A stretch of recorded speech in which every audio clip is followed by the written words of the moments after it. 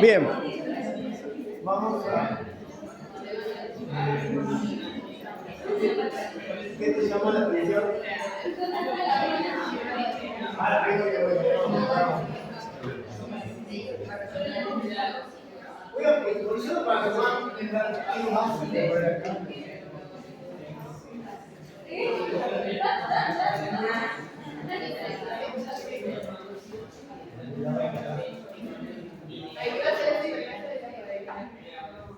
Bien, a ver, vamos a hacer un recorrido que tiene que ver con...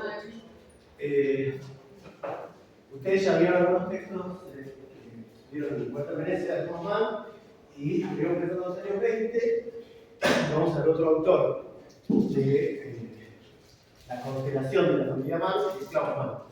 Es el segundo hijo de Thomas Mann. ¿Sí? Todo esto ahora yo lo relaciono, tiene que actuar PowerPoint, explicamos todos estos nombres. Pero cuando hablamos de esta constelación de la familia Mann, es interesante pensar en algo que nos sirve de ejemplo para romper la idea de literaturas estrictamente nacionales. ¿Sí? Porque hay un montón de relaciones y conexiones transnacionales cuando aparece en la familia Mann, pero que lo podemos aplicar con un montón de cosas. ¿Sí?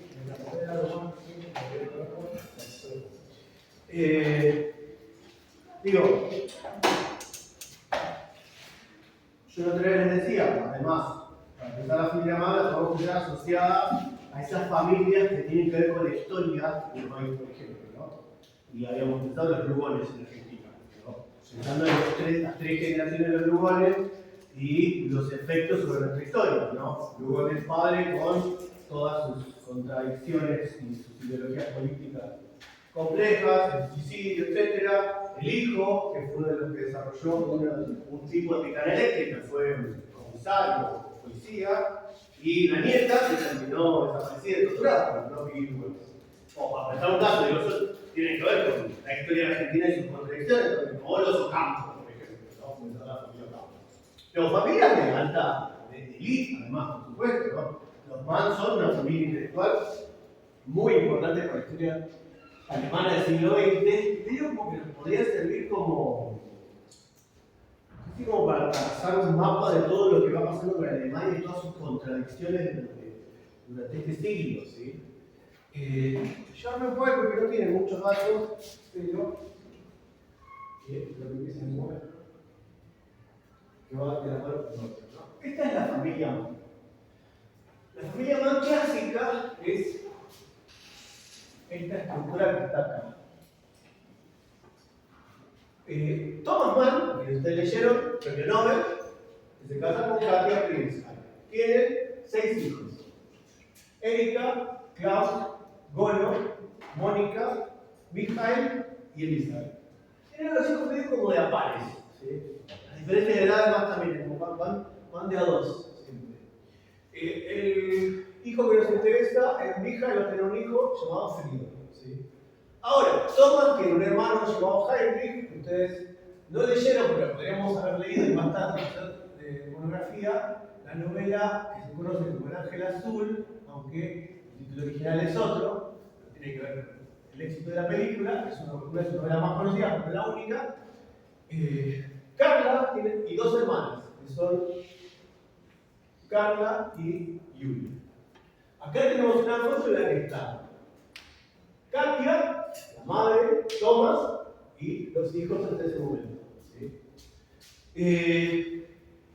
Esta familia viene de antes de la República de Weimar, que veníamos viendo, pero también la generación de los hijos va a tener mucho que ver con ese momento. ¿No? Hay un cuadro que lo veo de algún lado, que tiene los datos, no está muy textual, pero se ve más. Ahora vamos a ver. Y hay algo principal de lo que veíamos hace un rato en la novela de Edgar Coyne, esto de las tensiones generacionales. Acá va a estar muy marcado. Thomas Mann con su esposa son un modelo clásico, tradicional, siglo XIX. ¿Sí? La generación de los hijos van a ser los hijos escandalosos. Klaus y Erika van a ser como hijos terribles de Thomas Mann que van a escandalizar en el Berlín de la República de Weimar, justamente. conoce mucho la noche de Berlín de la República de Weimar, ¿sí?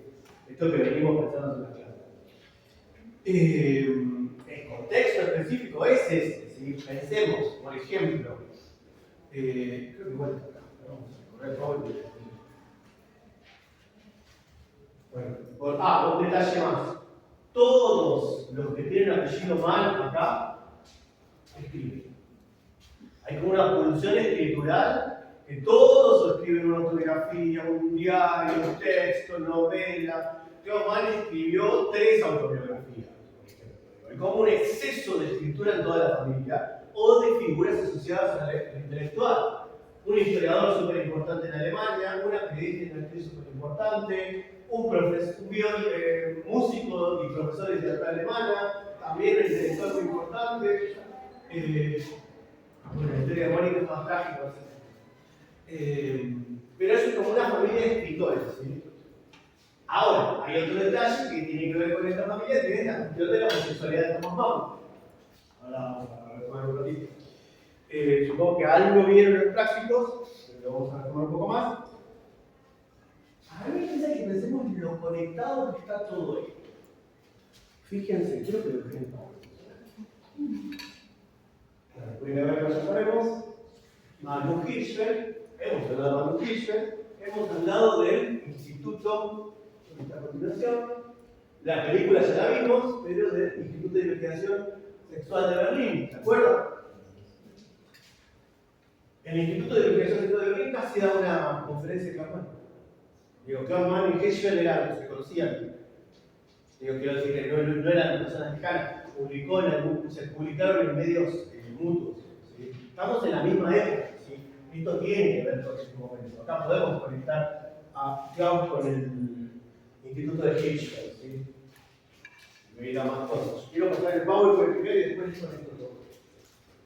Ejemplo de reacciones. Creo que esto lo dije, pero voy a repetir. Si nosotros vemos todas las personas que pasan por este instituto en los años 20, en la Berlín de la República de Weimar, ¿vieron el juego ese de conectar a tantos grados de a alguien, ¿no? Con mi email, con este clásico, ¿no? Que se puede conectar con menos de tantos grados de conexión a cualquier actor o actriz con mi email. Si no lo conocen, búsquenlo, que se pasaba. Acá pasa algo parecido, ¿sí? Por el Instituto de Investigación Sexual de Berlín pasa Margaret Sanger. Margaret Sanger es una feminista muy importante de los años 20 en Estados Unidos que tiene que ver con el feminismo, una línea feminista conocida como el feminismo del control de la calidad, ¿sí? Que tiene que ver con el acceso a determinados controles. Ella es parienta muy cercana, como uno si el tío, la madre, yo me acuerdo, de Olive Byrne. Olive Byrne es una de las 3 personas, junto a William Marston y Elizabeth Holloway, que crean el personaje de la Mujer Maravilla. En los años 40 es feminista, después eso se va a borrar, así como se le va a borrar a ella de la creación del personaje. La esquema de libros que veíamos la otra vez.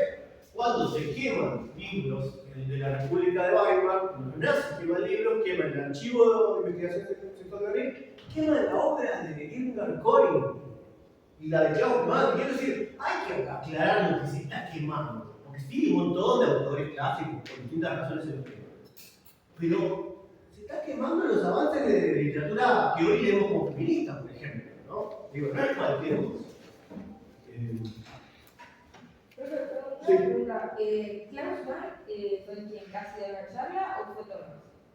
Claro, Thomas también estaba en relación con los dos, pero que casi una clase en una charla. Bueno, esto ya lo hemos visto, el parágrafo 175 prohíbe la homosexualidad, ¿sí? Si leyeron la novela La ventana enrejada, la novela breve, hay algo vinculado a la homosexualidad en el segundo, que ya lo retomaremos.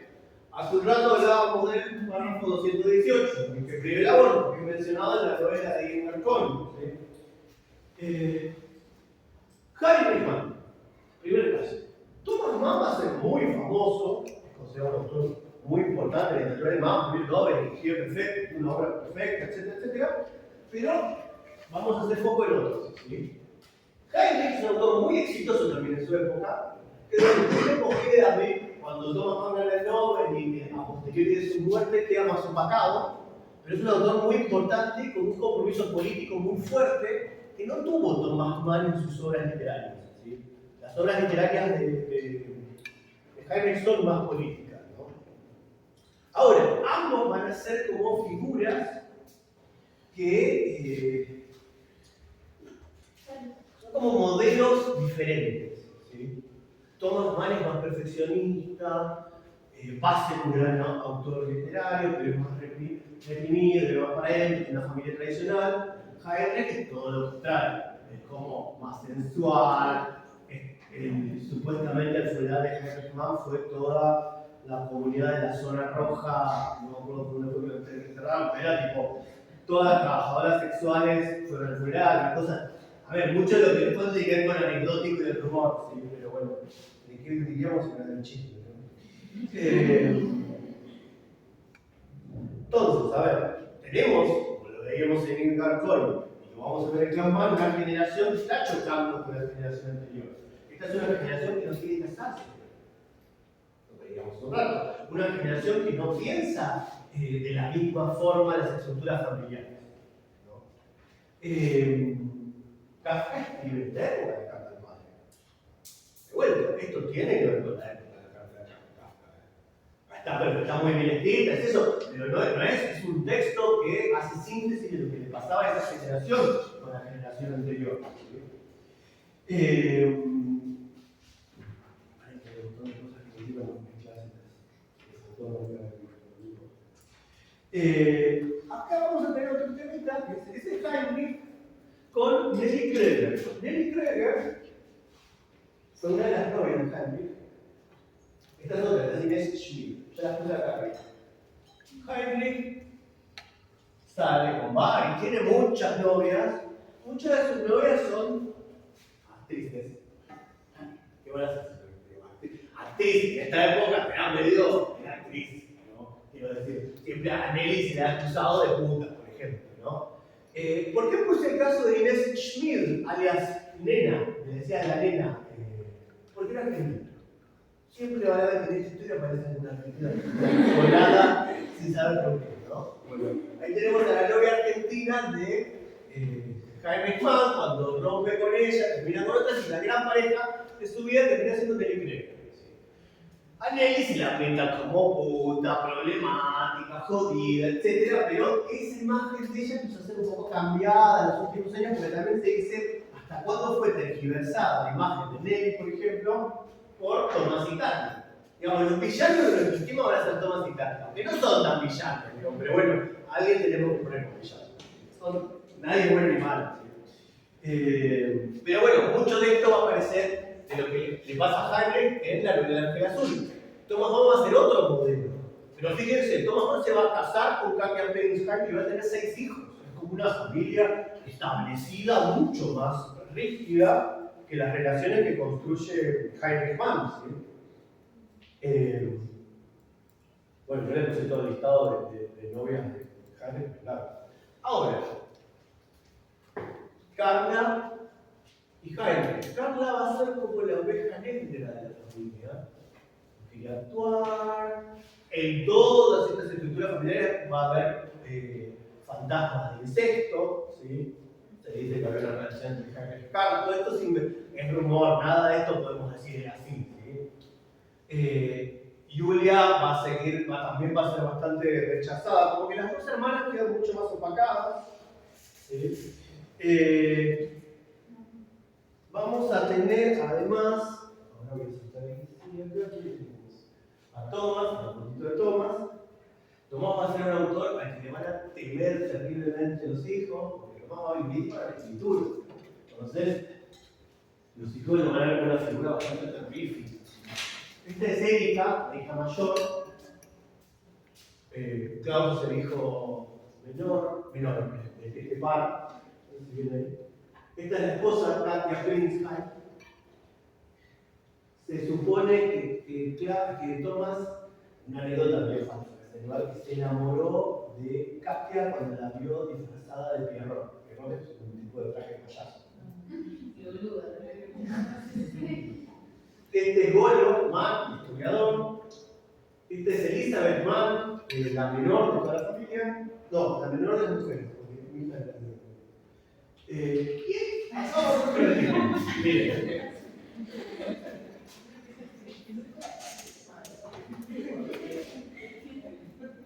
Déjame pensar un tiempo.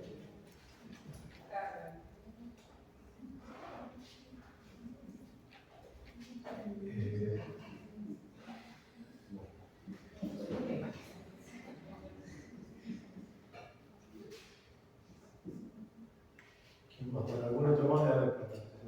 Me imagino que técnicamente hablando todos los nombres ahí son de muertos. Son de suicidas. Muertos están todos. Todos, y a ver. Carla se suicida de adolescente. Julia se suicida más grande. Klaus se suicida de la mujer. Michael se suicida en los años 70, después de que, el rumor histórico, se dice que le volvieron loco los diarios, la edición que estaba armando de los diarios de Thomas Mann. Stefan Zweig se exilia en Brasil y se suicida junto a la esposa en pleno nazismo, ¿sí? Perseguido. Otro autor muy importante que influencia mucho en Virginia Woolf se suicida por esta época. Es otro autor importante de la época. Ricky Halgard, un amigo de la familia, que también se dice que ha sido algo de Thomas, de Klaus, que se suicida. René Crevel, si nosotros leyéramos otra de las novelas de Klaus Mann, que es Linda novela de niños, está dedicada a René Crevel, que es un autor del surrealismo francés que se suicida en esta época también. Abe Pringsheim, familia por el lado de Katia, también se suicida. A ver, esto tiene que ver con. Lo miré. Marie Schwarzenbach se suicida. A ver, acá todos se suicidan, pero en algunos casos hay que ver si se suicida. ¿No? Se cae demasiado rápido y bueno, claramente se suicidó porque era homosexual. Claramente se suicidó porque era lesbiana o no tuvo prácticas lesbianas. ¿No? A ver, no es tan simple. Hay algunos casos que sí se sabe que se suicidaron, pero Klaus no dejó ninguna carta, ninguna despedida. Hay dudas sobre ese supuesto suicidio. Esto tiene que ver con lo que te decía hoy, las lecturas sobre estos momentos. Hay pila de críticas sobre todo esto, pero hay mucha que no fue mirada revisitando todos esos prejuicios que todavía existen en el campo.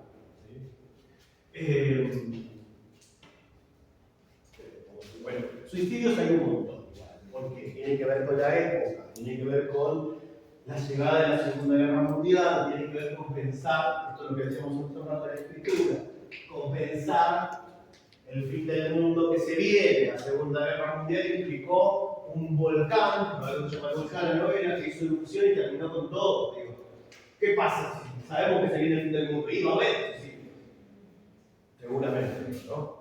Yo puse 4 acá. Y mentí. Hay un quinto, Víctor.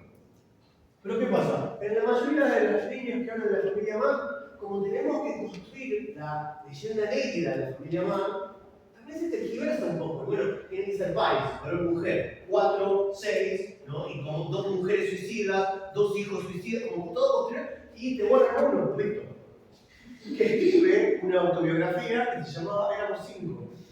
Pero bueno, porque es un chiste, es así. Porque todos escriben autobiografías, pero también hay algo. A ver, ustedes han escuchado hablar de los Borgia, ¿no? La familia Borgia, está la serie, los Borgia, los envenenadores, César Borgia, Lucrecia Borgia. La leyenda negra de los Borgia es una ficción también, se acomoda para que sean más monstruosamente malvados. Y los Borgia eran una familia como cualquiera de esa época, de esa élite, de la época que se envenenaba gente, ¿no? Algo pasa también con los males, que se construyen todo esto.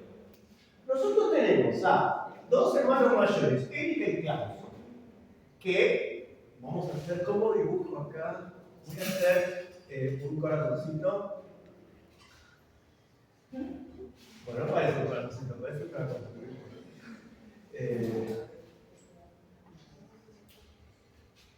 Y acá voy a poner, por si me preguntan,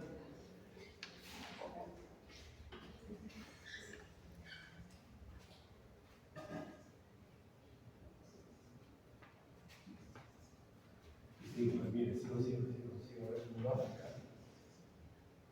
Son significa tradición. Exacto, vamos a ver. ¿Significa qué? Tradición. Ahora les digo exactamente qué significa. Bueno, acá obviamente.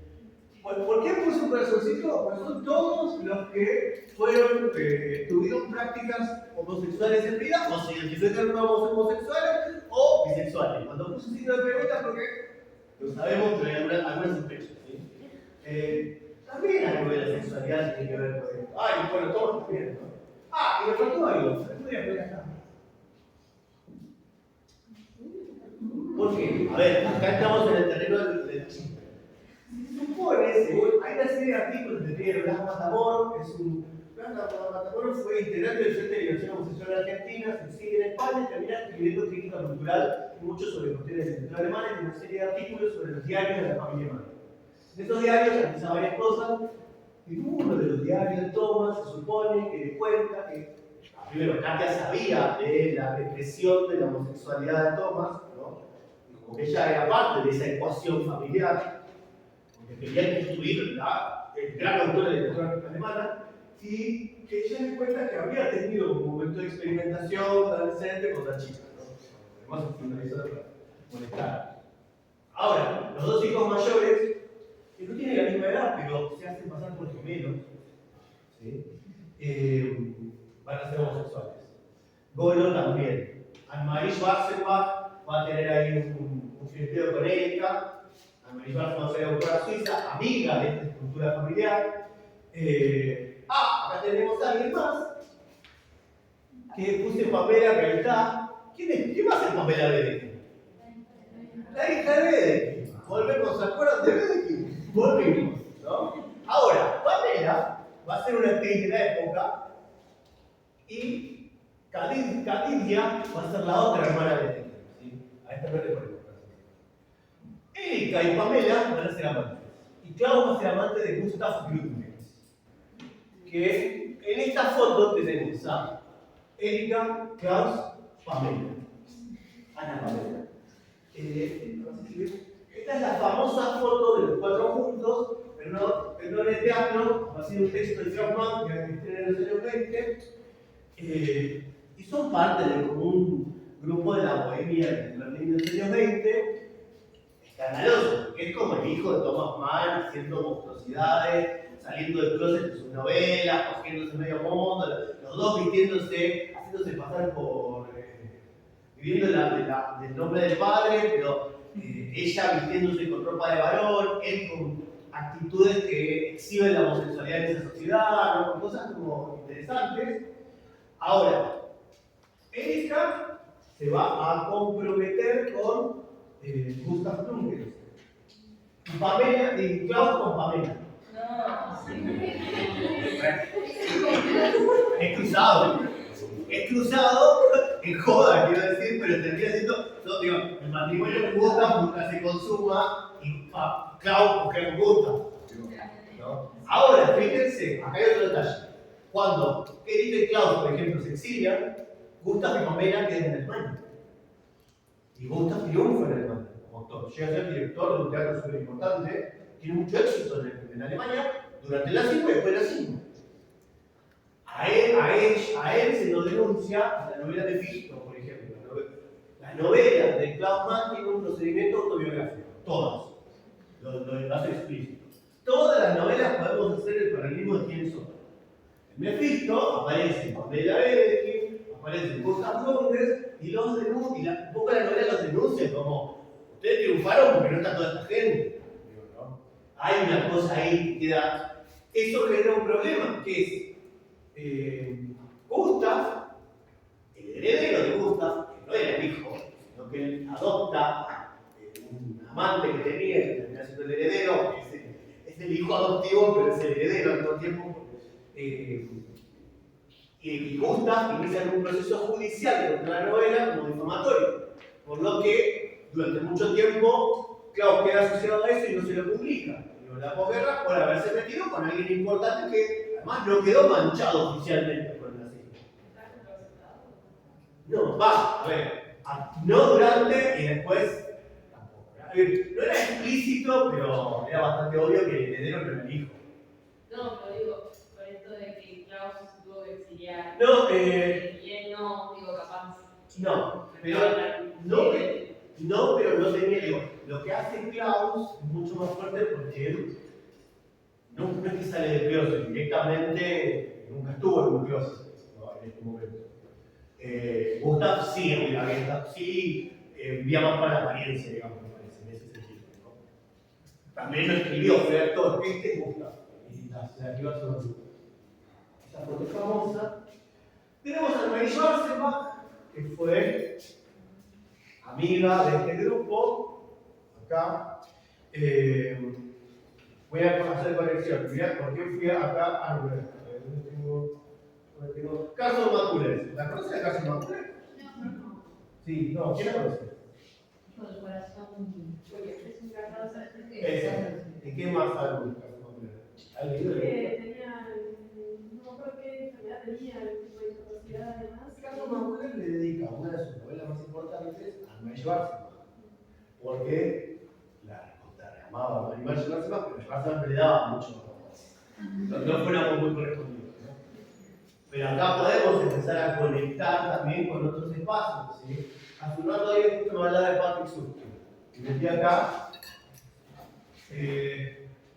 Este W es Susskind, que no me acuerdo el nombre de Walter, creo. Era amigo de la familia Mann, que está por allá. Padre de Patrick Susskind, el escritor que escribe la novela Perfume.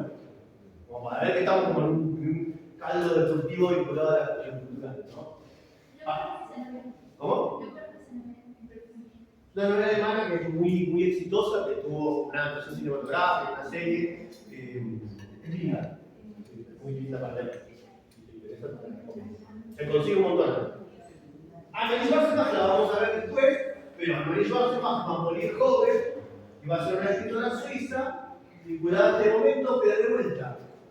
Klaus, Erika, Anne-Marie, el resto acá, Katia, todos quedan medio como silenciados, no por Thomas, sino por el éxito de Thomas, como que todo lo demás queda apéndice de él. ¿Sí? Cuando en la época no fue tan así. ¿Sí? Si hay anécdotas de, por ejemplo, Klaus y Erika, que estaban pasados de droga, en la década del 20, Klaus la pasó drogado, más o menos, por eso se termina muriendo más bien no por suicidio. Creo que está en Japón y se quedó sin plata. Entonces se agarran y dicen, somos los hijos de Thomas Mann, y dan conferencias diciendo que los hijos de los famosos hijos de Thomas Mann y venden libros que no escribieron, y después escriben unos libros de viajes que son horribles, porque es tipo, unos viajes que los escriben porque pagaron, pudieron ir a ese lugar porque una editorial les pagó antes por un libro que no habían escrito y que inventaron en el momento que iban a escribir. Yo puse acá 4 nombres más, pero tengo acá. Ahí también está relacionado con tu capote. Bien, ahí vamos. Yo puse acá y los pongo, bueno, los puedo relacionar con cualquier cosa. Isherwood, Oder y Spender son autores ingleses, o norteamericanos, ingleses y norteamericanos. ¿No? Algunos incluso cambian de nacionalidad en un momento, etc. Pero eran ingleses, que viven en Inglaterra. Isherwood va a hacer carrera después en Estados Unidos y va a ser muy importante como un referente para Capote, pero también para el movimiento gay de los 70. ¿No? Ahora, en los años 20, Berlín no era Londres, y lo dice Isherwood, Berlín significaba muchachos. Los tres, con otro más, que es el que figura acá, Paul Bowles, se iban de joda en Berlín de los 20. ¿Dónde se alojaba Isherwood? Alojaba en una habitación en el Instituto de Investigación Sexual de Berlín. ¿A quién conocen estos tres aquí? A Erika y Klaus. Digo, quiero decir, y conocen y con alguno hay alguna cosa más, digo, después son amigos, pero hay alguna cosa más. Fíjense que cuando se les quita la nacionalidad, es un problema muy grave a nivel legal no tener nacionalidad, porque no puedes circular por el mundo, digamos, no te dejan entrar en ningún país, es un problema. Los pátridas, ¿no? Entonces, Erika, desesperada, le pide matrimonio a Isherwood. Y yo le apunto como todo lo que está acá y ella no está. Y Isherwood le dice que no. Entonces se casa con Oder. En el casamiento de Oden está el tío Klaus Pringsheim, que era el tío homosexual de Klaus, que se quiere levantar a Oden. Como para complicar la historia. Pero digo, tiene que ver con ese momento de liberación y estos van a ese Berlín que estábamos viendo, el Berlín de Incarcoy, el Berlín de, si leíamos, de algún lado conoce la danza piadosa, allá, la primera novela de Klaus Mann tiene que ver con el Berlín de los 20. Esa va a estar para hacer la monografía, si quieren, un poco densa, pero re interesante. ¿Por qué puse a Gabriela Mistral y Loredana? Porque ahora les voy a contar un par de tragedias más. Para seguir. Ahí voy. Primero, Thomas Mann tiene un diario que lleva durante toda su vida, ¿no? Estos diarios, cuando él emigra a Suiza, en todo el momento que se le viene complicando y no vuelve a Alemania, quedan en la casa en Múnich, ¿no? Ahora, él está preocupado por esos diarios. La miniserie que se cae sobre la familia Mann, una miniserie documental con partes de ficción, que si tenemos tiempo, capaz vemos alguna escena en algún momento, si no se las puedo pasar para que la vean, retrata justo ese momento, la ansiedad y el nerviosismo de él, porque cuando recupera los diarios, prende fuego todos los diarios anteriores al 33 y deja solo algunos que le van a servir para escribir, creo que Dr. Faustus o algo así, pero como que quema toda una parte. Lo que se conserva va del 33 al 55, cuando fallece. Ahora, él deja escrito que no se pueden abrir los paquetes con los diarios hasta 20 años después de su muerte. ¿Cómo? Pero queda fantasma, que dice los diarios. Cuando se publican los diarios son una institución, porque la gente pensaba hablar de diarios y son un embole en general. Sirve para quien le interesa ver cómo construir el texto o cuánto iba al baño y esas cosas. Pero sí, lo que desnudan los diarios es que él luchó toda su vida para reprimir su homosexualidad. Eso está clarísimo. Y que Kafka lo sabía. Era porque hay un acuerdo entre ellos. Se empezó a publicar en el 75 y se estaban publicando todavía cuando Michael se suicida. ¿Sí? Los diarios son bastante terribles en algunas cosas, tipo, supuestamente, uno de los diarios dice que a Michael hubiera preferido matar, esas cosas así. Un poco fuerte, digamos, para que lo lea el hijo que no estaba bien en la cabeza tampoco. Ahora, después tenemos los diarios de Klaus, que también hay toda una parte perdida, pero toda una parte que se conserva, y son más colecciones de amantes también, ¿sí? Y hay un diario, hay un momento que es buenísimo, pero no sabemos por qué, porque todo esto es muy retorcido, ¿verdad? Thomas Mann, en uno de sus diarios, estoy mal el dato, en un momento encuentra abierto el diario de Klaus adolescente, ¿no? Algo así, y lee algo terrible, algo que no puede creer que sea tan malvado, ¿no? Pero no se sabe qué es, no lo dice, y no tenemos los diarios de Klaus en ese momento.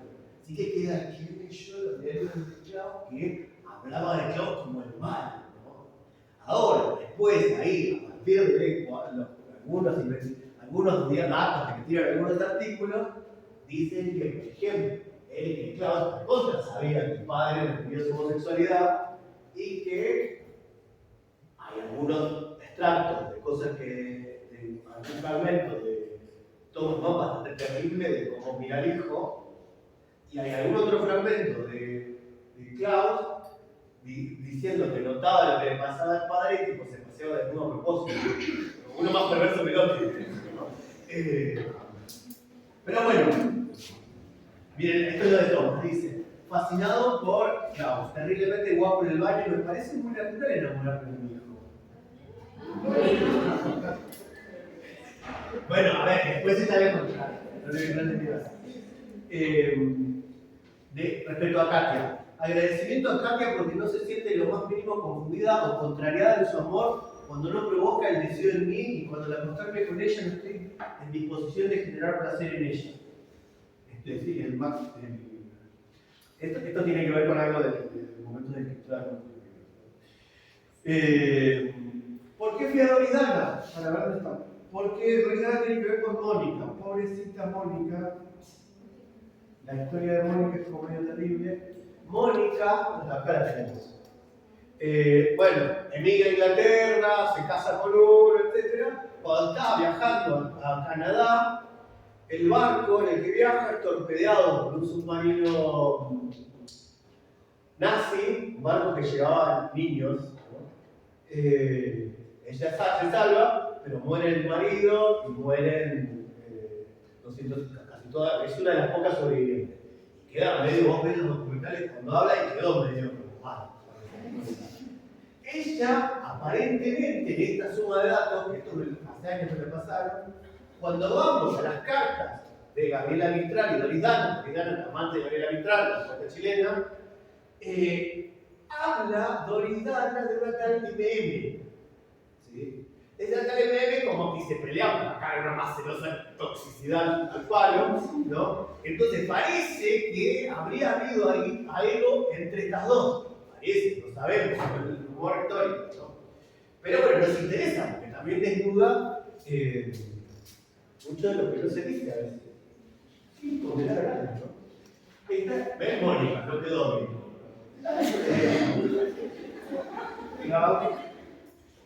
Bueno, Elizabeth no le va a tomar, es peor. Ahí tenemos foto de Klaus. Ustedes ven todas las fotos de Klaus, en ninguna da masculinidad tradicional.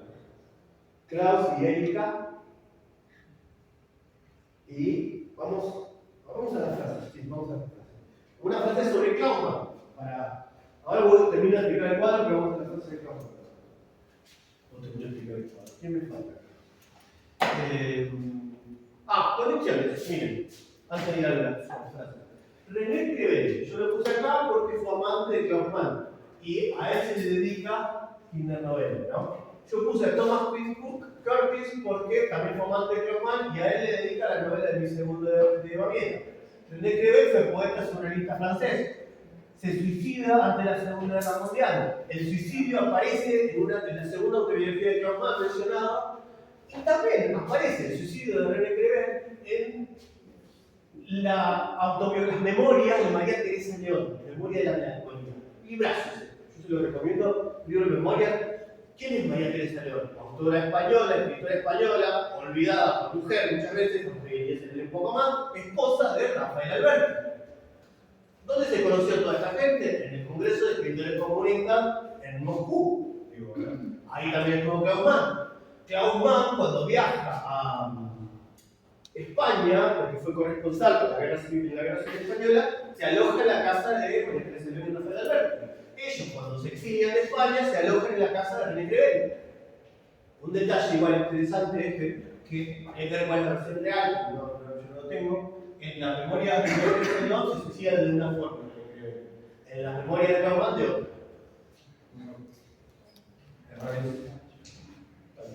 Pero, ¿y por qué puse a Eva Perón acá? Porque la memoria de María Teresa León en un momento termina en Buenos Aires y habla de la figura de Eva Perón. Para ir conectando cosas. René y Thomas, ellos escribieron para Klaus o Klaus escribió para ellos. ¿Quién escribió para quién? René escribió una obra aparte y lo que hizo Klaus es dedicarle novela de niños. Klaus le dedica a él. Estaba enamorado de René y supuestamente fueron amantes. Y Klaus también le dedica a Thomas. Y Klaus no, pero a este Thomas. Sí. A este Thomas, ustedes, los que tengan esta edición, porque hay dos ediciones de La Ventana Rejada, ¿vieron? Esta es la que yo, esta es la propiedad. Esta, que si le pusieron otro nombre, mantiene la dedicatoria que no está en esta. Y dice a Thomas Pitcairn. Está bien. Que es un amante más de la lista. Porque acá hay otra cosa más. Sí, por eso. Digo, Klaus Mann y Erika se bajaron a media Alemania y media Estados Unidos, más o menos. Quiero decir, acá había una celebración del sexo y no había tanta vuelta. Digo, ¿cómo pensemos esa estructura anterior, ¿no? Más estructura familiar. ¿Qué más tiene que decir de esto? Isherwood, fíjense acá para comentar. Isherwood escribe un libro llamado Adiós a Berlín, un libro de crónicas ficcionales. Ese libro es la base para el musical Caballero, que seguramente lo conocen. ¿Sí? ¿Cómo se llama el libro? Adiós a Berlín. Está traducido. Yo me he gustado. Supuestamente también la protagonista es la que toma como el capote para sus noticias. Exacto. Como que todo empieza a conectarse fácilmente. Porque ahora sí vamos a la frase. Fíjense, la primera dice. Digo, a ver, no es casualidad. Yo puse acá, Mefisto, una obra de posguerra, el protagonista sería bisexual y denuncia justamente de cierta forma. La danza piadosa, una novela recontra autobiográfica de un adolescente joven que termina yéndose a Berlín y conoce el submundo del Berlín de la disidencia sexual, y es el lugar en el que se siente feliz, y las relaciones entre las personas ya no son entre dos. Ahí está homoparentalidad, dice la novela. Es rarísimo, homoparentalidad, digamos, cosas que no son comunes en la época. El volcán, un novelón de todos los que están acá aparecen ficcionalizados en el volcán.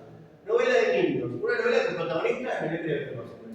Y estas tres, Luis II de Baviera, la que leyeron, Alexander y Sinfonía Patética, se llama la de Tchaikovsky, son tres textos que toma Trautmann sobre personajes históricos de los que siempre estuvo ahí en duda de cuál fue la sexualidad de Tchaikovsky. Y la de Alejandro Magno, y la de Luis II de Baviera. Bueno, y él a todos los lleva por un lado a hacer una relectura. Fíjense de la peculiaridad. Las tres se publican en español, a veces como biografías históricas. Históricos no es nada. Son inventos, ¿no? Son novelas. Pero lo que les decía con esto, ¿no? Es lo mismo, hay como algunos errores de edición. Hace años estábamos con Graciela en un congreso de literatura comparada y leíamos el diario y anunciaba con bombos y platillos la publicación de, que se publica primero en inglés originalmente, Turning Point,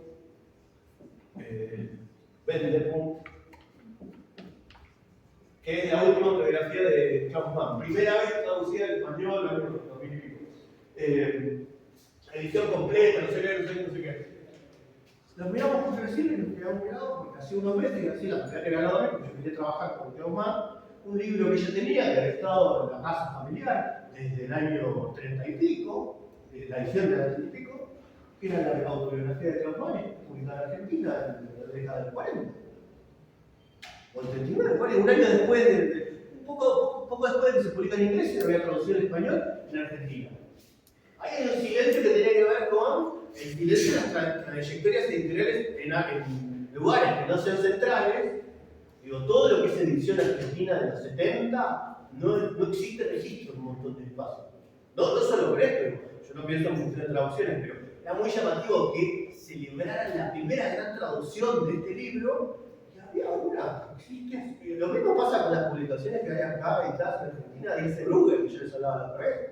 Todas esas traducciones no hay registro y se venden otras como si fueran las primeras. Son traducciones que están muy buenas. Pero bueno, para pensar ahí algunas cuestiones.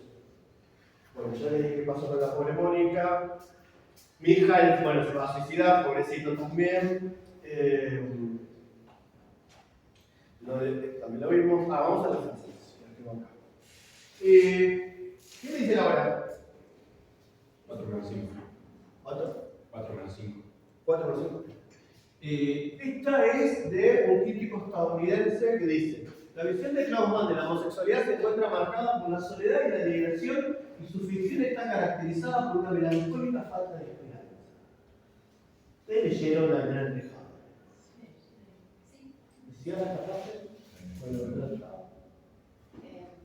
Sí. Hay personajes que combaten un poco, como que hay algo de que reprime. No lo reprime.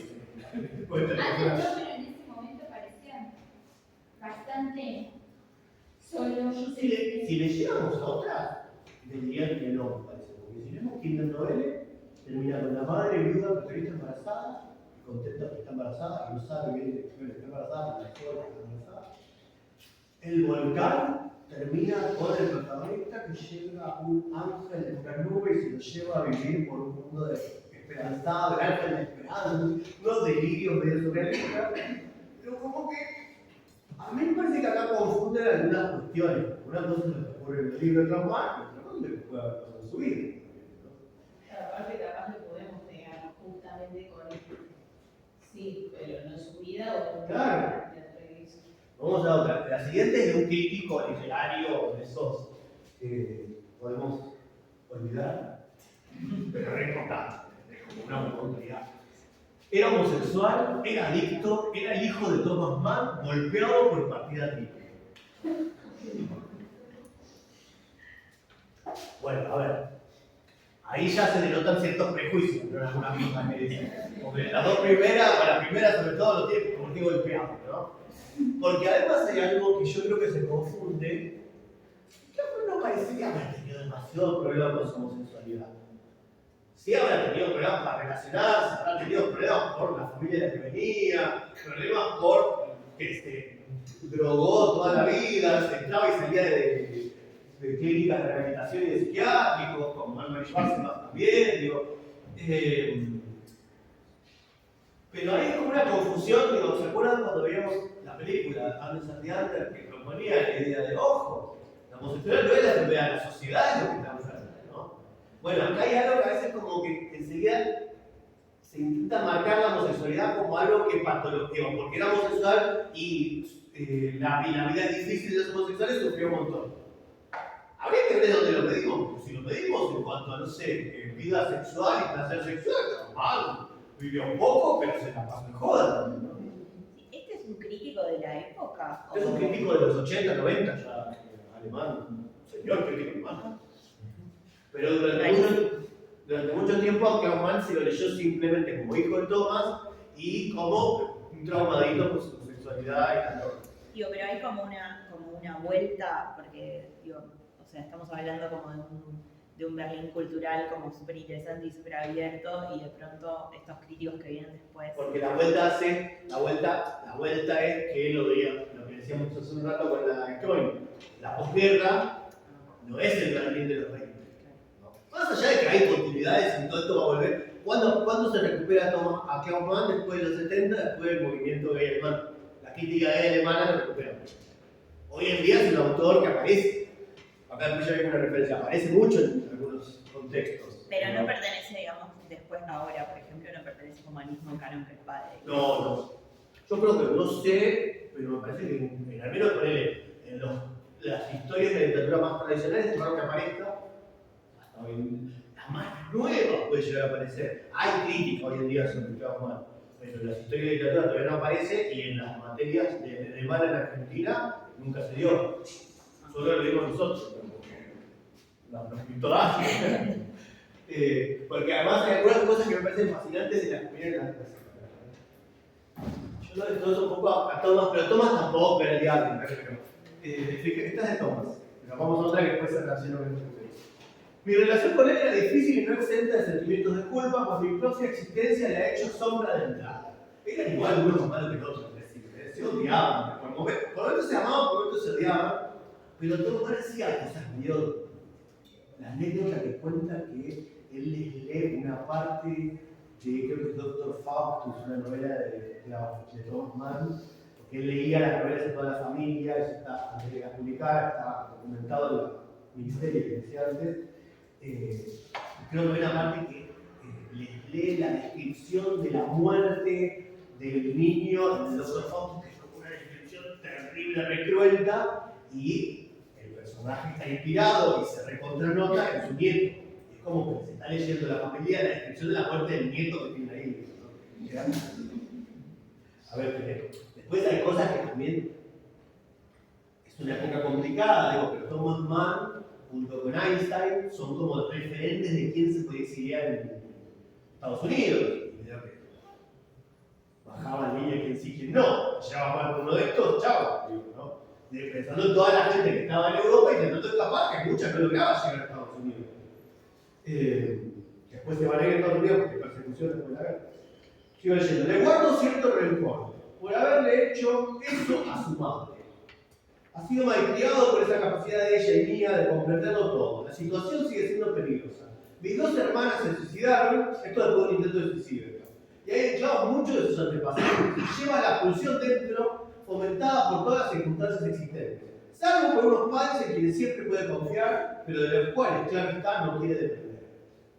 En una carta, 1928, refiriéndose a un amigo. Klaus Mann va a morir en el 49.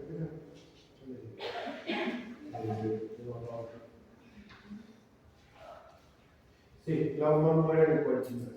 El 19 de mayo del 49. Fíjense la siguiente, esto es un denunciante anónimo a Klaus Mann. Klaus Mann fue un agente activo de Stalin en París, cuando está exiliado en París. Ambos fueron, porque a ver, recién decíamos, ¿qué pasa en los 50? Giro conservador sigue en los 50, ¿no? En los 50 en Estados Unidos, por ejemplo, comienza el macartismo, ¿no? La persecución política. Pero a veces se borra el macartismo, también fue persecución por orientación sexual, por ejemplo. ¿No? Hay algunas de esas detalles. El FBI los sigue a ellos y dicen cosas como: esto es lo que hay un investigador estadounidense que accedió a los legajos del FBI de Klaus Mann, y son gigantescos, parece, porque necesitan seguimiento, control, ¿no? Espionaje. Y decía: Klaus y Erika eran personas que no creían en el matrimonio. Eso es importante, ¿no? También la Gestapo los persiguió. Y la Gestapo decía: Klaus, las habilidades literarias de Klaus son insignificantes. Él simplemente trata de capitalizar el nombre de su padre. Son los nazis, no la Gestapo. Pero pensemos que Klaus y Erika son de fervientes militantes antinazis. ¿Sí? Klaus escribe un texto que, si quieren, está para leer, que se llama Homosexualidad y Fascismo. Es súper interesante porque lo que hace es desnudar la hipocresía tanto de los rusos como de los alemanes de siempre atacar a la homosexualidad. Esto es un texto que circula mucho en los supuestos activistas de esta época. ¿Sí? La gente está horrorizada por las perversiones sexuales de un grupo de 4. Klaus Mann, su hermana Erika Mann y el esposo de esta última, el inglés Oden, que sabíamos que no era el esposo, y su colaborador Christopher Isherwood. Estaban teniendo affairs entre todos ellos, ¿no? Como una cosa de vigilamiento. Klaus Mann es un psicópata. Para todos los que lo conocen, es de conocimiento público que es un pervertido sexual. Esto es un informante del FBI. El informante declara que Klaus Mann parece estar en malas condiciones financieras y con frecuencia está atrasado en su alquiler. El informante no sabía los nombres de los asociados de Klaus Mann, afirmando que notó mucha gente que parecía, en el original dice queer, pero está usado por insulto, ¿sí? Queer, marica sería en este caso, entraba en la habitación de Klaus Mann. Pasaba mucho también que cuando el FBI empieza a perseguir, empieza a hacer el control de la persecución secreta de los Mann, en el caso de Klaus empiezan a seguir y dicen: Klaus, se encuentra por acá, este otro. Y Klaus lo que está haciendo es andar de gache, y estos piensan que son todos comunistas ante que son de control, ¿no? Pero las ridiculeces de todo. Mecanismo de control estúpido, ¿no? Bueno, pero por todo eso se termina yendo también a Estados Unidos. Esto después de la muerte, que dice Klaus, Thomas. Sigue siendo un misterio el momento en que empezó a desarrollarse esa pulsión de muerte tan extrañamente opuesta a su aparente alegría, amabilidad, el interés del espíritu y cosmopolitismo. Se fue destruyendo de modo incontenible pese a todo el apoyo y el amor, hasta ser finalmente incapaz de tener un pensamiento de fidelidad, de respeto y gratitud. Estamos hablando sobre la muerte de Klaus. Cuando Klaus Mann escribe La danza piadosa, en el primer capítulo, que se pasa aburrido, son 3 grandes capítulos, el segundo es el primero, está en español y está en PDF, y lo pueden leer para hacer la monografía. En el primer capítulo saca el closet a su padre. O sea, el protagonista, que es muy Lisa S. se llama, digo, pensando que en los Simpsons es como le falta llamarse Klaus Mann, es muy obvio. Y el padre es como así, escribió Vida en Venecia, pero una cosa que no es así, es muy obvio que es el padre. Y el texto saca del closet al padre del autor, al padre del protagonista. Es como un guiño medio terrible, ¿no? Después el protagonista mismo descubre su vida en Berlín, es feliz y un montón de cosas. Ahora, después de ese texto, Thomas Mann saca otro que se llama Desorden y dolor precoz, ¿no? Y está Klaus, está Erika, como que los destroza a los hijos y a la Olga joven de los 20, que no tenía que ver con lo que pensaba Thomas Mann, ¿no? Y dice, Bert, es el personaje, es como su más gol, digo, Bert, es el personaje de Klaus Mann, el sólido dos precoz, Bert, que no domina nada, ni sabe hacer nada y no piensa más que en hacerse gracioso, cuando lo más probable es que ni siquiera tenga talento para eso.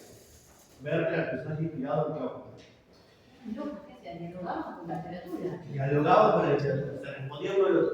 En Kinder Novelle, el padre está muerto. Y es una máscara funeraria que aparece arriba, pero el padre, vos lees la descripción, veía al padre y parece que fuera el padre de Thomas. Como que todo, al menos en esta época, sobre todo, después ya no, porque Klaus Mann está muy hecho pelota y va a hacer otras cosas, y Thomas Mann ya vivió, pero en este momento como se responden mucho el uno al otro, y tiene formas de escribir muy diferentes. Klaus Mann es desprolijo, no le importa, quiere sin controlar, y Thomas era una cosa del método y la perfección de la lengua hermana. Profe, Sí. la ventana enojada puede ser una posible. O sea, que Klaus está hablando del padre. O sea, que el rey sea el padre por esta homosexualidad reprimida. Podría ser, sí, perfectamente. Porque John Kay Reese supuestamente sí pasaba por todas esas cosas de que era homosexual y eso lo atormentaba. Sí, está en la, digamos, en la vida de Ludwig está todo lo que más o menos le pasa, ¿no? Pero también es un tipo de homosexualidad atormentada como fue la Thomas. O sea que podría haber un guiño ahí, por supuesto. Yo creo, a ver, usa elementos autobiográficos, pero también mezcla cosas porque esta cosa de estar encerrado y todo eso, a mí cuando le leía me suena mucho cuando Klaus estuvo en psiquiátricos. Vos lees la biografía y te cuentas cuando estuvo encerrado en tal lugar para hacer rehabilitación porque se había pasado de morfina, ¿no? O de heroína, o de un montón de cosas.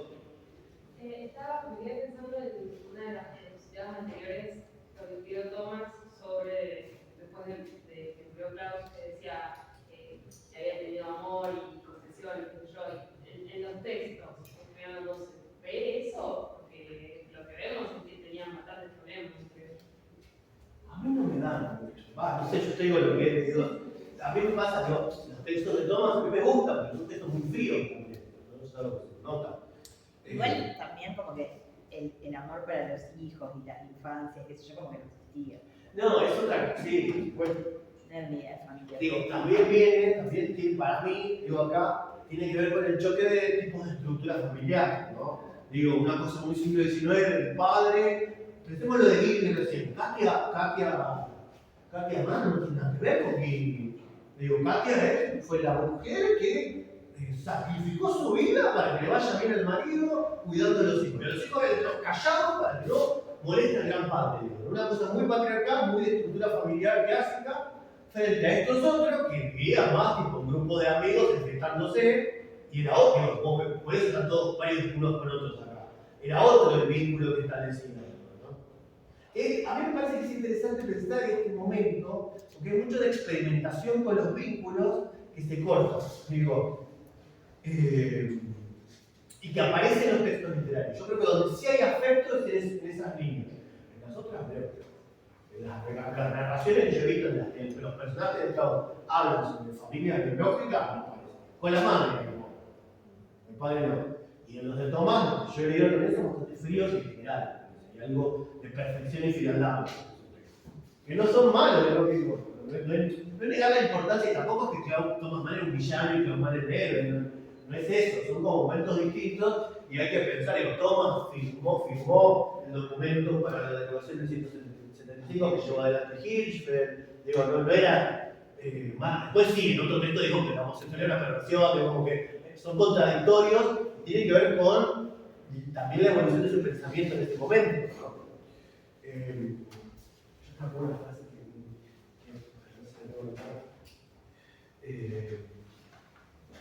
hay una frase de Katia que está terrible. No se me acuerdo esa frase. Katia Prince, en su memoria dice: nunca en mi vida pude hacer lo que hubiera querido hacer. Pero yo digo, a ver, dice eso que es terrible, tampoco estamos recordando una frase efectista, ¿no? Pero me interesa así pensarla con, fijémonos, el caso de Edgar Coy, los personajes de Edgar Coy, y cómo ese tipo de mujer y esa vida, me digo que va a tener que pasar a estar clandestina o reprimirse o adaptarse a otros tiempos mucho más jodidos, porque Edgar Coy no logró lograr una vida demasiado plena por lo que pasó después. Digo, Katia era de otra élite intelectual, vivió de otra forma, pero terminó exiliada en Estados Unidos, y después terminó en Suiza. Bueno, a ver si tiene algo más esto. De Story de Dolor Precoz, si quieren estar para leer, es una foto de Isherwood Penner y Oden. La regalo, ¿no? Y esto me interesa, que es un fragmento de lo que escribe Christopher Isherwood, terminé mal, pero yo lo leo, después de que fallece Kaufman un año después. Ahora se ha ido, y yo, como otros, tal vez me siento culpable. No es un escritor inglés que se nacionaliza estadounidense, que acá está y está fuera del closet, pero que había sido amigo de Kaufman en el Berlín de 20, ¿no? Ahora se ha ido, y yo, como otros, tal vez me siento culpable. Ahora sé que lo tomé demasiado por sentado, porque era tan seguro de sí mismo, tan fuerte. Todos estamos listos con nuestra simpatía y apoyo para los encantadores fracasados, los amables inadaptados, los cobardes y los débiles. Olvidé, como la mayoría de nosotros olvida, que los valientes también necesitan tranquilidad. No es suficiente con simplemente amarlos, necesitan la expresión de nuestro amor. Es un poco lo que decía recién la compañera del amor, ¿no? Su muerte es nuestra gran pérdida. La pérdida de un querido amigo y compañero de trabajo y de un excelente artista cuyos poderes aún estaban creciendo. Y sin embargo, no puedo pensar en ella como un mero desastre, totalmente sin sentido y trágico.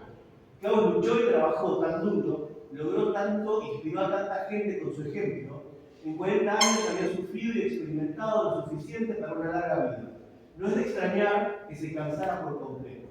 Él, ciertamente, se había ganado el derecho a descansar. Eso escribe ella. Hay otro tema ahí que es, primero, la patologización del suicidio, por supuesto, ¿no? ¿Qué pasa si decidió suicidarse? Es otro tema, un debate filosófico, otra cosa, ¿no? Ahora, también la ecuación de el homosexual, drogadicto, se suicida. El día que se suicida, ya murió de una sobredosis. No se sabe exactamente si la sobredosis fue a propósito o no fue a propósito. Había tenido algunos intentos de suicidio previos, había tenido algunos. El suicidio aparece en algunos de sus textos, en algunos sí, pero en otros no tanto. Heinrich von Kleist, es otro autor alemán del siglo XIX, se suicidó y uno puede hacer todo el seguimiento de cómo el suicidio está expresado en sus obras. Acá es medio erráticos, a veces sí, a veces no. Nota no dejó. Lo enterraron en Cannes, ahí era donde estaba siendo alojado. El único que fue al funeral fue mi hija. Thomas y Katia y Erika estaban de viaje por conferencias y no suspendieron el viaje. Ya se sabía venir también a lo que se iba a morir, porque estaba hecho pelota de salud. Muchos años de droga, de mucha precariedad, etc. Estaba muy mal de salud, supuestamente. Y había escrito, por esa misma época, un texto que llamaba al suicidio de los intelectuales, ¿sí?, para hacer reaccionar al mundo, ¿no? A partir de ese texto es como que, se suicidó, por eso lo escribió. Pero había que ver, porque eso era algo que también estaba medio dando vueltas como mensaje para pensar el momento. Ahora, lo que sí había que pensar es que él, como Edgar Coy, no pudo insertarse en la Alemania de posguerra, como con mayor como en otros, está en Alemania, se exilia, termina en Estados Unidos, viaja por todo el mundo, todo, vuelve a Alemania después de la guerra. Él era Alemania antes de la guerra. Lo quiero decir ahí. En el momento dice que ya no sabe cuál es, con qué lengua escribir, además, porque está escribiendo en inglés también. Es de los pocos autores del exilio que escriben cosas en inglés también. Y ahí queda como una tensión también no resuelta, y habría que ver, también, un autor que por sus textos parecía que después de la guerra él esperaba volver a ciertos mensajes de esperanza anterior, y eso no está. Entonces, eso también puede ser un factor más allá del exilio, por supuesto, pero hay un montón de razones que pueden indicar el suicidio. Pero tampoco es tan simple decir se suicidó, ¿no? Más allá de que es lo que en general se dice mucho. Me efecto la novela que ya mencionamos, la danza piadosa que ya mencioné, suicidio ya hablamos, también hablamos de otros suicidios, hablamos de parte, vieron esto de la persecución de teoría y otros. Paul Preciado, capaz que lo conocen, un teórico vinculado a la ciencia sexual, muy existente en español, en un texto de uno de sus últimos libros, un apartamento en Urano, está hablando de personajes que construyeron por ciertas construcciones, personajes históricos, ¿no? Que irían por el lado de desobedecer las normas y desobedecer la idea de que el cuerpo sea binario. Nos acerca a una cuestión de lo no binario y menciona su listado, Norman y Anthony Schwarzenegger.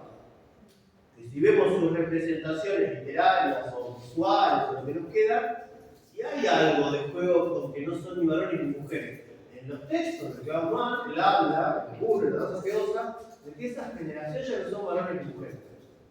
Pero fíjense ese momento de experimentación que puede sonar muy a la avanzada no binaria, en un sentido positivo lo digo, de nuestro presente, que empezó a aparecer esa discusión, a nosotros se nos dice como que fuera algo nuevo hablar de lo no binario. Y acá en ningún texto ya lo podemos estar leyendo. Ahora, a un sistema de disciplinamiento y normalización, ¿qué le conviene? ¿Decir que en este momento ya había experimentación por fuera de lo binario? ¿O meter todo esto en lo binario, taparlo y decir, Tomás fue el hijo de Tomás Mann? Ahí llevarse marca, no es tan simple, sí, fue el hijo de Tomás, sí, estaba medio loco, pero también hay otras cosas. Y a mí me parece que es como acomodar la historia para hacerla normativa, cuando vamos a esos momentos no era tan normativa. Yo la primera vez que leí La danza piadosa, que es una novela densa, por supuesto, no le digo, a mí me gusta, pero es un novelón medio denso. Pero me llamó la atención, che, ¿cómo que está diciendo acá por fuera de varones y mujeres? Eso no es algo más siglo XXI. O bueno, años 90, empezamos a hablar de deriva, activistas, y no, acá ya están apareciendo bordes de la experimentación, bueno, que por algo muy especial, lo registra en un momento, que aparece cada vez más, pero esto es otra cosa que novela de niños, la del 26, esta está digitalizada, va a ser una opción para trabajar. Y para cerrar, ¿qué dice la verdad? Y 20, casi 20. Vamos a cerrar. Anne-Marie Schwarzenbach, la otra autora que vamos a leer, ahora, hoy no creo que lleguemos.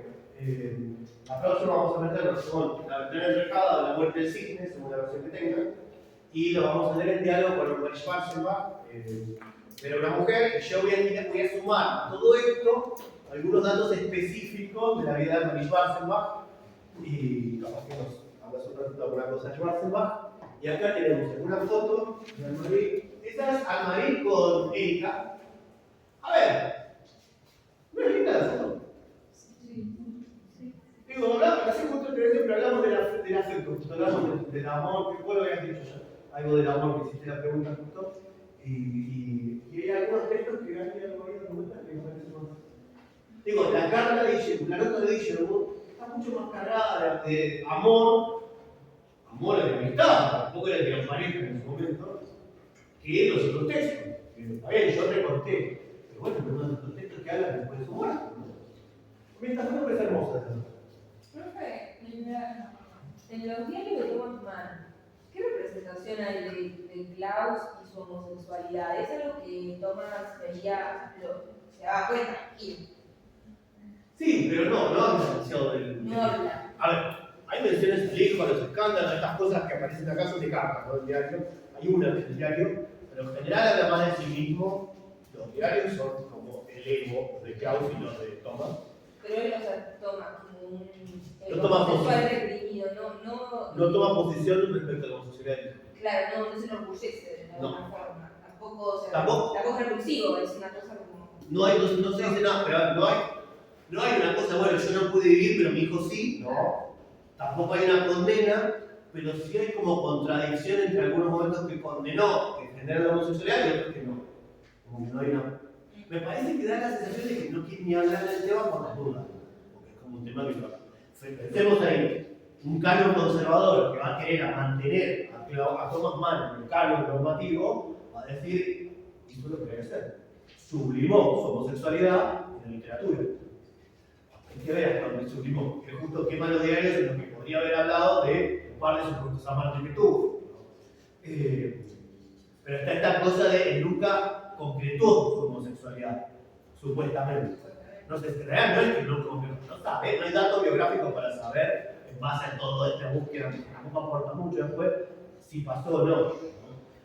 Ahora, fíjense, cuando el Papa acepta la homosexualidad cuando la homosexualidad no es practicada. Está bien la homosexualidad cuando es casto.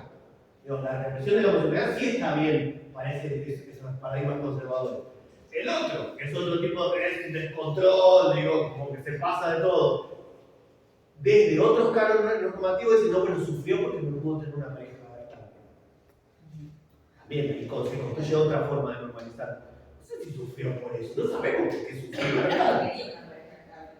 No está dicho de esa forma, ¿no? Pero esa es otra forma de normativizar la homosexualidad de alguna forma. Lo que no encaja, lo tengo que hacer entrar acá. Ahora, yo voy a hacer un texto de la asociación que está hablando de la experimentación sexual y lo no binario, que de algo en esos términos, ¿no? Digo, acá tenemos a los tres. Anne-Marie, Erika y Klaus. Y acá el maestro.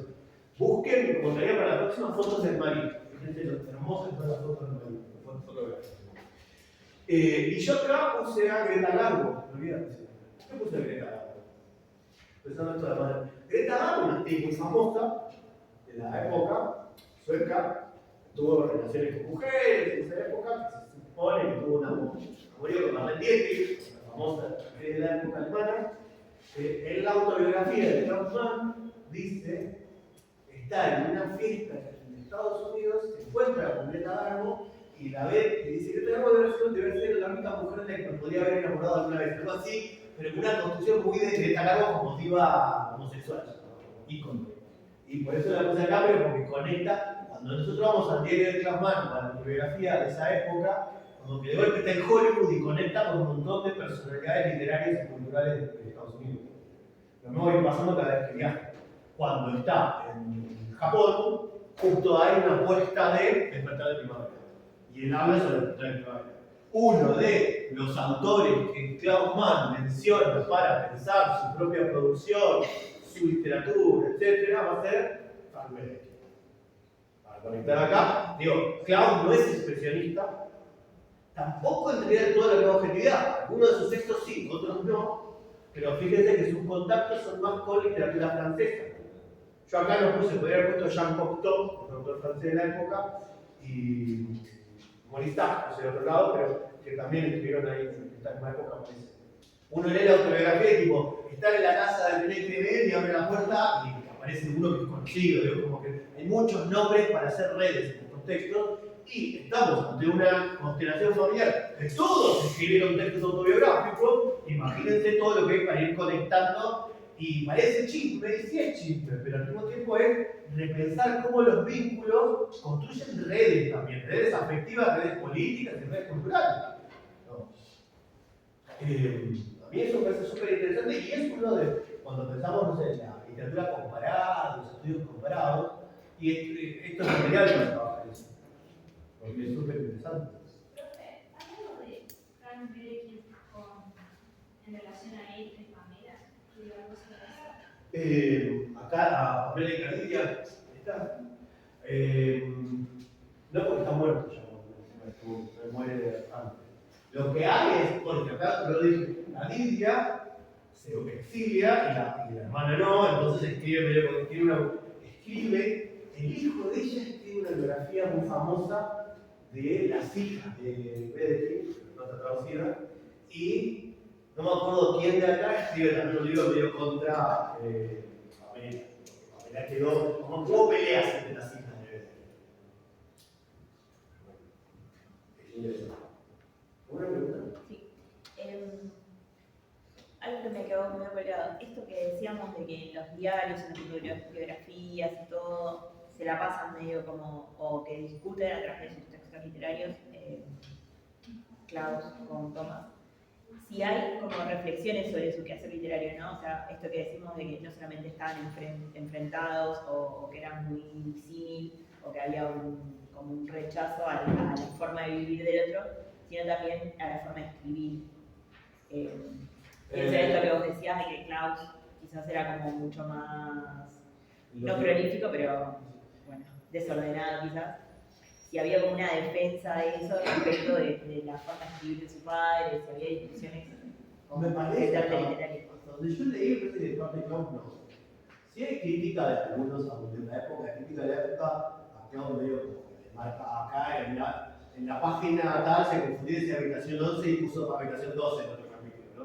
Detalles así de rápido, volver a decir, se las marca mucho, y que Thomas sí marca, no en sus diarios, pero en algunos textos como el acelere para escribir, pero Klaus medio como que me parece. Los diarios de Klaus, las partes que yo he leído, que son densos también, y no están traducidos, están en francés,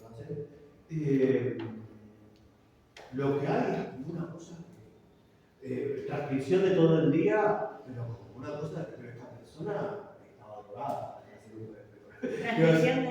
Transcripción de la mañana me levanté y tal cosa, empecé a escribir tal cosa, me fui con tal, volví con tal cosa, fui a ver tal cosa, como muy del día a día, pero con mucha intensidad, demasiado. En el otro es todo más tranquilo y lo que hay es mucha reflexión sobre los materiales que vamos a prescribir, la evidencia del método autobiográfico, del método autorreferencial constantemente, que eso es algo que se lo critica mucho en los contemporáneos más de la generación anterior. No toma, pero yo lo he visto en alguna referencia así crítica como que lo acusan de ser demasiado exhibicionista de su propia vida, de su literatura.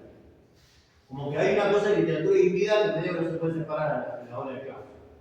La obra de Thomas es otra cosa, ¿no? Ahora, en los textos que yo he leído, no he visto como que Klaus hable de la obra de Thomas. Padre lo critica más, lo que le critica, por ejemplo, es el no reaccionar contra los nazis. Claro, no, pero me refería como más allá de lo argumental, porque es como muy evidente que tienen proyectos literarios como completamente diferentes. Sí, es que me parece que Thomas tenía un proyecto pensadísimo. Klaus fue más un espíritu libre de su tiempo y ahí quedó, ¿no? Muy buena, más pronto. No, bueno, pero a la vez sí tenía como todos estos contactos y que evidentemente había como una intención de generar una obra.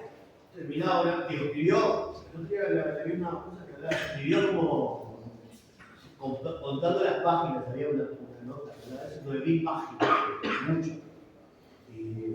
Y escribió obras de teatro, novelas, notas periodísticas, crítica, lo que no escribió es poesía, pero escribió muchísimo, escribió en español, en inglés, en alemán, editó revistas de exiliados que publicaban textos literarios, escribió libros de viaje, escribió un montón, pero de una forma medio desenfrenada. Los diarios son medio eso, ¿no?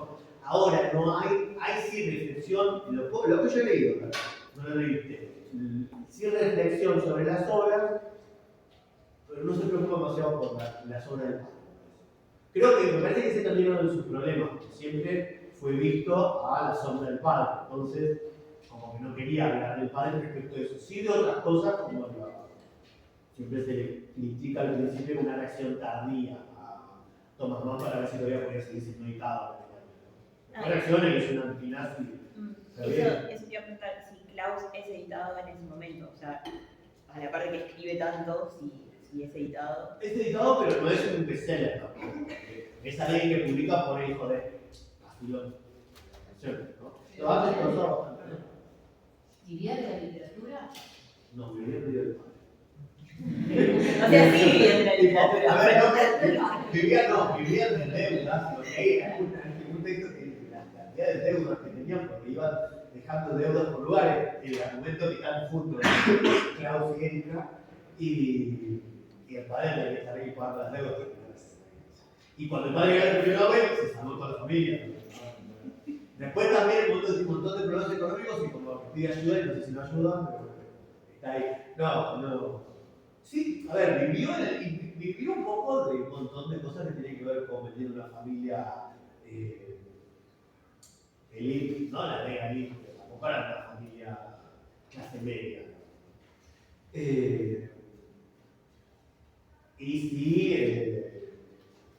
Sí hay registro de estas cosas de que algunos libros al venderlos lo pegaban contratos porque sí vivía, pero no en el periodo de los 20, un poco más allá. El periodo de los 20 era más como el hijo terrible de Thomas Mann, que el exceso sí es el freno y el jardín de baile.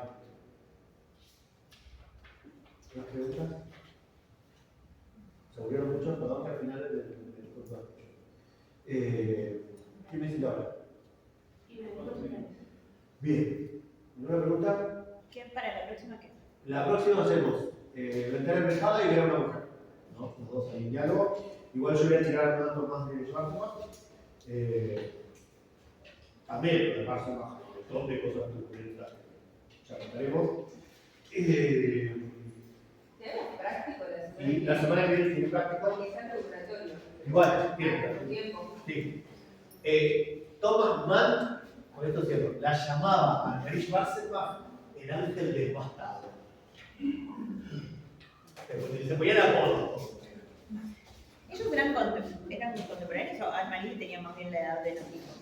La edad de los hijos. Es de la generación de los hijos. Bueno, creo que hay que tenerlo.